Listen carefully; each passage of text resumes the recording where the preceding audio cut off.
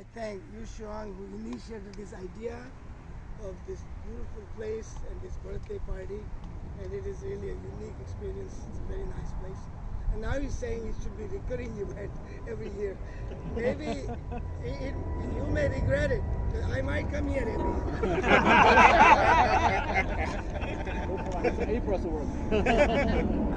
Then I should thank the organizing committee, Daniel, Ashman, Frankie, who is making such good food, and all of that. So that would be thanks for all the organizers for their hard work. Then I want to thank people who spoke about, brought the photos, and brought some old memories, pleasant memories. That was a great thing. And I want to thank all the participants here who have negotiated a very hard trip to this place, because nobody knows how to come to this place. And if they come to this place, it must be more than something that you will just go. It must be really that you really wanted to come here to do this. So that is, thank you very much. Then, well, there's no reason for me to talk about my research because it's available on the internet and we talked about it. So let me say things about something that most of you do not know about me, about whatever. So let me just say things in that way. So there's a saying every dark clouds have silver linings. So I'm going to tell you the stories of the dark clouds that have silver linings. So my story begins in 1809. In 1809, my great-great-great-grandfather Richest Sethi was one of the richest men in town. They had business. And during this time, a Mukhtar Dola, a vigilante guy, came with his army and camped outside our town near a pond that I know.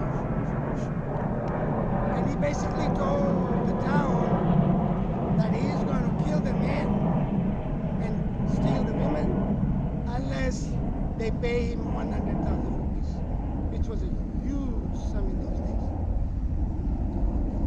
And everybody had to pay at least 2 rupees. My great-great-grandfather paid 5,000 rupees towards this contribution. And the guy got his 100,000 rupees and we left the town. And I have to say that if he didn't do that, I would not be here.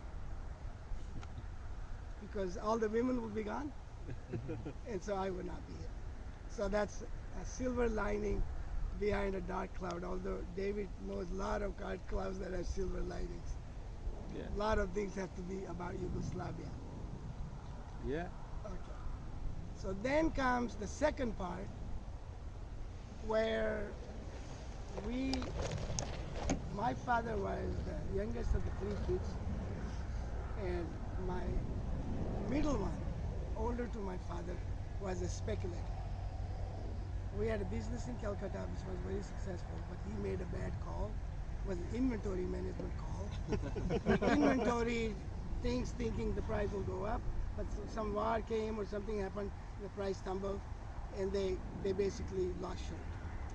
But in our society, declaring bankruptcy is a curse that lasts 7 generations. 7 generations will include me. But they did not declare bankruptcy. They sold whatever they had, even took the loan from a temple and paid off the debt. And we basically were not rich anymore, let's put it this way. And my father got into a train accident during the Hindu-Muslim riot, and he almost died. There's a long story about it, I don't want to say all of that, but he almost died. But one thing happened is he was under a train kind of thing, accident, and when they fix his knee would be stiff knee. He will not be able to do this. They asked him, they can re-break it and whatever, but it may not work, and then he would have to have a wooden leg. My father said, no, I don't want a wooden leg. So all his life he stayed like this.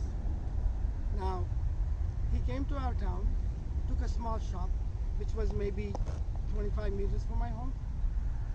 Now, I want to say this, that system was in our town, the people will go to Calcutta to earn money and stay there for 2-3 years and come home and for a month or two.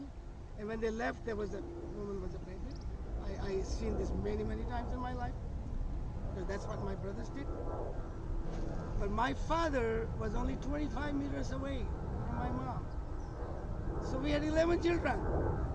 Why would the 11 children, without an accident, no children? He will be in Calcutta, there will be maybe 2 children. I would not be born.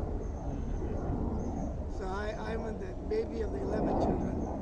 I had 10 siblings, and so this is another silver lining, an accident or something, otherwise I would be here. Then comes the third one. None of my siblings went to college. None. The electricity was not in my town when I was born. There was no electricity. So for the first 7 years of my life, I studied with oil-fired lamp. No electricity. I remember the day electricity came to our town.